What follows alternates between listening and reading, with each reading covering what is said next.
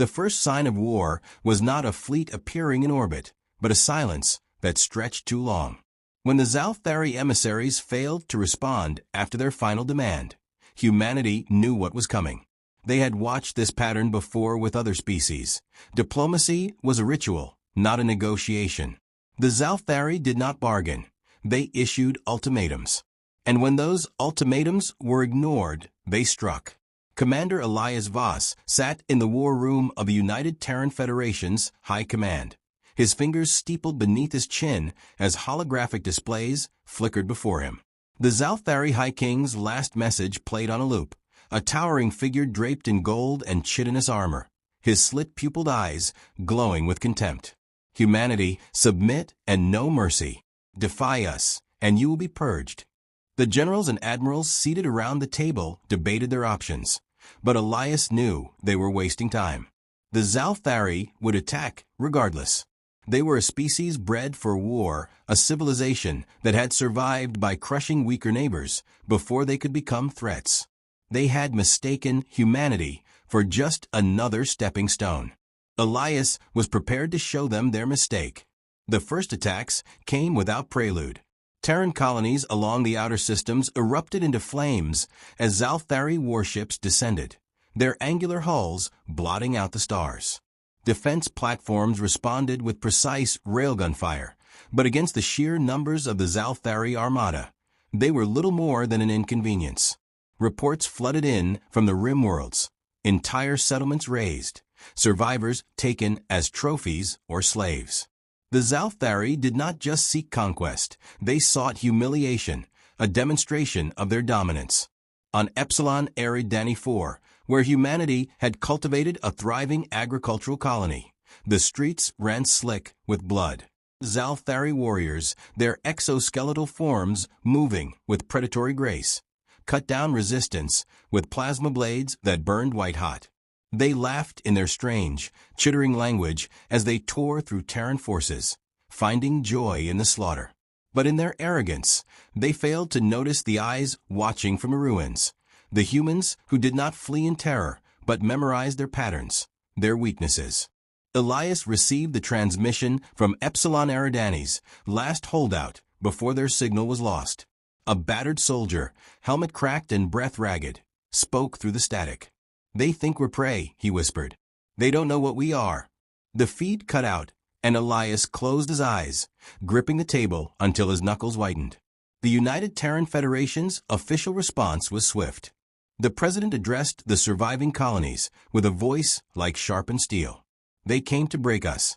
They will only forge us into something stronger." The declaration of war was broadcast across every known system. There would be no surrender. The Scifi, drunk on their initial victories, pressed deeper, reaching Mars within the month. But here, the tides began to turn. Humanity had never been a species that relied on numbers or brute force. They adapted, they evolved, and when faced with extinction, they became something their enemies could never anticipate. At the Battle of Deimos, the Scifi learned the true cost of their arrogance. As their warships descended upon Mars' largest moon, they were met not with retreating forces, but a silence that felt too much like anticipation. Then, without warning, entire squadrons vanished from their command networks, their ships shutting down in eerie unison. Human engineers had infiltrated their systems, severing their fleet's coordination in an instant. And in that moment of confusion, humanity struck. From the barren surface of Deimos, concealed artillery platforms emerged, their electromagnetic pulses crippling Scifi vessels mid-air. Terran Marines deployed in precision strikes, carving through their once invincible foes with practiced efficiency. The Scifi had expected a desperate defense. Instead, they found a predator lying in wait. Elias himself led one of the assaults, his armored boots crunching against frozen soil as he moved through the wreckage of a downed enemy cruiser. His team moved with lethal purpose, silenced weapons ensuring no alarm was raised. They found the Scifi officers huddled in the command chamber, their eyes wide with something their species rarely experienced: fear. Elias stepped forward, raising his rifle. "You wanted war," he said coldly. "Now you'll see how we wage it." The chamber echoed with gunfire. Across the war front, the pattern repeated. Humanity did not meet brute force with brute force. They shattered supply lines, poisoned water reserves, turned Zalthari communication networks against them. Where the Zalthari fought with overwhelming strength, humanity fought with precision, patience, and cruelty. No more was it a battle between armies. It became a hunt. The High King watched these developments from the throne world of Zaltorin, his claws digging into the armrests of his gilded seat. His advisors spoke in hurried whispers, their once proud voices laced with unease. This was not how it was supposed to go. Humanity was supposed to be broken by now. Instead, the report spoke of Zalthari fleets reduced to drifting husks, their warriors outmaneuvered at every turn. An empire that had never known defeat now found itself bleeding, and for the first time in history, they were losing a war they had started. Elias stood aboard the bridge of the UTS Vengeance, watching the unfolding destruction on the monitors. The Zalthari had believed humanity was weak because they had never needed to show their teeth before. Now they had no choice. As his fleet prepared for the next strike, he issued the order that would turn the war into something far more personal. They would not just defeat the Zalthari. They would take their king. The assault on Zaltorin began under the cover of darkness. Not the natural night of a planetary cycle, but the manufactured kind, an eclipse of human design. The United Terran Federation had spent months whittling away at the Zalthari war machine, dismantling their fleets, severing their trade routes, poisoning their very will to fight. Now their homeworld stood vulnerable, its orbital defenses flickering weakly, as if exhausted. The High King, once a figure of untouchable dominance, had become a man barricaded in a castle built of crumbling stone. Elias Voss stood aboard the UTS Vengeance, watching through the viewport as the fleet encircled the planet like a tightening noose. A final broadcast had been sent to the Zalthari government, surrender or witness annihilation. They had not responded. They never did. So be it. With a silent nod, Elias gave the order, and the war descended upon Zaltorin. The first wave struck with pinpoint precision. Railgun bombardments shattered planetary defense grids, opening corridors for strike teams to infiltrate key locations. The Zalthari, once the apex predators of their sector, found themselves outmaneuvered, their forces divided, their technology turned against them. By the time their commanders realized the extent of the invasion, humanity was already inside their walls. Elias moved with his team through the ruins of what had once been a Zalthari command outpost. The towering structures of obsidian and bone, once imposing, now smoldered under the weight of orbital bombardment. His visor's display painted the battlefield in sharp relief, heat signatures flickering in alleyways, distant gunfire tracing desperate lines through the smoke-filled air. The resistance was faltering. Even here on their throne world, the Zalthari were losing. But Elias wasn't here to win the battle. He was here for the king. Deep beneath the capital, in the sanctum of the royal spire, the High King brooded in silence. His ornate war armor, once a symbol of absolute power, felt heavier than it ever had before. Reports of human advances came in rapid succession, each one more dire than the last. The outer defenses had fallen. The city was burning. And now, the palace itself was under siege. For the first time in his life, the High King of the Zalthari understood what it was to be prey. The doors to the throne chamber exploded inward, a controlled breach sending shards of reinforced metal skittering across the marble floor. Before the smoke even cleared, figures emerged, Terran Special Forces, their armor matte black, their weapons raised in perfect unison. They moved with precision, the calculated efficiency of executioners. And at their forefront stood Elias.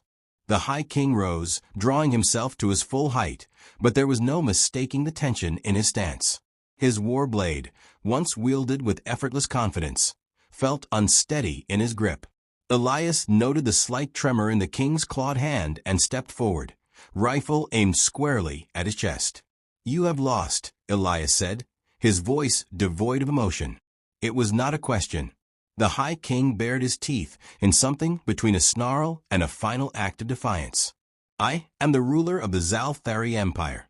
I do not kneel. Elias's gaze was as unyielding as the steel he carried. You don't have to kneel. He took another step forward, his soldiers closing in. But you will fall. There was no grandeur in the High King's capture, no final noble stand befitting a warrior of legend. There was only inevitability.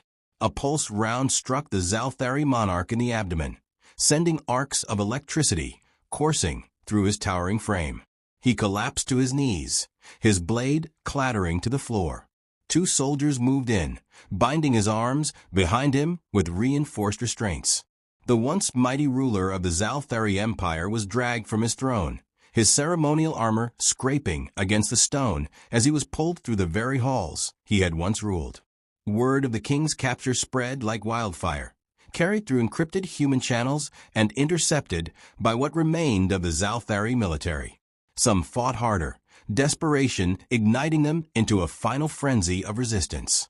Others faltered, their will to fight crumbling with the knowledge that their leader had been taken alive. By the time Elias and his team emerged onto the shattered streets of the capital, the battle was all but over. Humanity had won. But victory was not enough. Not yet. The streets of Zaltoran's capital, once pristine and lined with banners of conquest, were now a graveyard. Smoldering ruins cast flickering shadows across the broken pavement, the acrid scent of war clinging to the air. Human soldiers lined the streets, their rifles slung over their shoulders as they watched their commander drag the High King forward, his once regal form reduced to a battered prisoner. The remaining Zalthari forces had been gathered, forced to watch as their monarch was paraded through the ruins of his own making. Some averted their eyes. Others stared in silent horror, the realization of their downfall sinking in with every agonizing step their king was forced to take.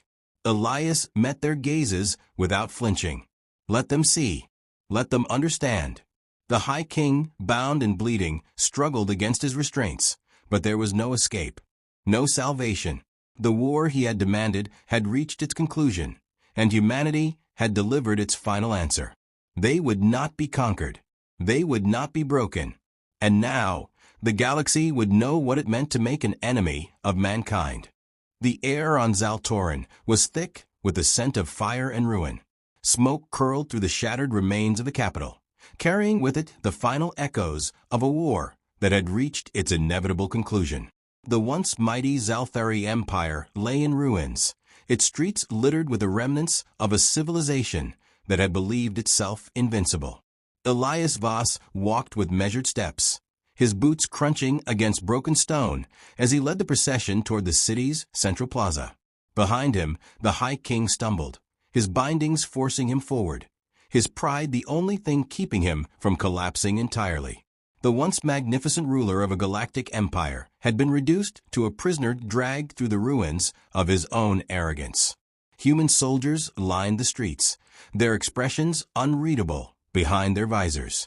They had seen what the Zalthari had done to their colonies, the mass graves, the slaughtered civilians, the unarmed prisoners executed for sport. They had not forgotten. They would not forgive. And now they stood as witnesses to the final lesson humanity would teach. The plaza stretched wide before them, an open scar in the heart of the ruined city. It had once been a place of grandeur, where Zalthari victories were celebrated, where lesser species were paraded in chains to demonstrate the Empire's dominance. Now it would serve a different purpose. The High King was thrown to his knees in the center of the square. He tried to rise, but his body betrayed him, exhaustion and pain pressing him down with a weight he could no longer defy. The silence was absolute, the gathered soldiers watching, waiting. Elias stood before him, rifle slung across his back, his gaze impassive. "You demanded war," Elias said, his voice carrying through the plaza. "And we gave it to you." The High King lifted his head, his slit-pupiled eyes burning with defiance. "You think this is a victory?" His voice was hoarse, yet still laced with venom. "You have merely proven that you are as ruthless as we are." Elias studied him for a moment before stepping closer, lowering his voice so that only the fallen monarch could hear. "No," he said. "We are worse." The High King's mandibles twitched, a flicker of something passing through his gaze. Understanding, perhaps. Too little, too late. Elias turned to face the assembled soldiers, his voice steady. This war was never about survival. It was never about territory. The Zalthari believed they could break us, that we would kneel as others had before us. He looked down at the High King, his expression unreadable. They were wrong. A silence stretched between them, heavy with unspoken meaning. The Zalthari had never considered the possibility of losing. They had conquered for so long, had ruled with such unchecked brutality, that the concept of retribution had seemed inconceivable. But retribution had come. It had arrived in the form of a species that did not submit, that did not cower, that fought with a fury born not of desperation, but of sheer, unrelenting defiance. Elias reached down, gripping the High King's ornate collar, and with a single motion, tore the royal insignia from his armor. He held it up for all to see, letting it fall to the ground, where it lay in the dust, worthless, forgotten. The High King had been stripped of his throne, his power, his empire. He was nothing now. But death would be too easy. Elias turned, walking away as his soldiers stepped forward, seizing the fallen ruler and dragging him toward the waiting dropship. The High King thrashed, his final shreds of dignity tearing away with every step. He understood now. Humanity did not simply defeat its enemies. It unmade them. As the dropship's ramp sealed shut, the plaza remained silent, the weight of victory settling over those who had fought to claim it. The war was over, but its echoes would linger. The galaxy would remember this day. It would remember the empire that had demanded war, and the species that had given it to them. Elias watched as the dropship lifted into the sky, carrying its prisoner toward a fate unknown. He did not need to see what would come next to know that the message had been delivered. Humanity had spoken, and the stars had listened.